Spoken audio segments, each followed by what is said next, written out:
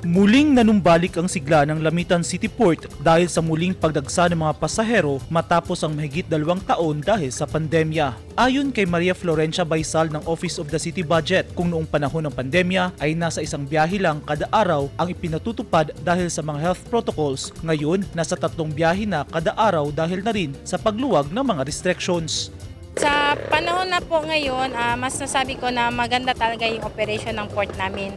From one trip nung pandemic, maraming restrictions. So ngayon, we have 3 round trips a day na. Then sa panahon na Christmas season, mas dumadami talaga yung mga pasahero na tumatawid going to Zamboanga.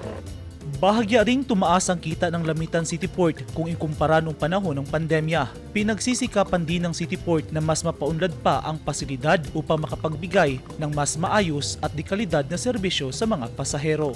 In terms of income, nasa 50 to 60% yung increase ng income compared nung pandemic. Kaya patuloy po yung improvement at development ng aming City Port. Yun po ang isang advocacy ko na gusto ko na magiging quality yung service na ibibigay namin sa mga commuters.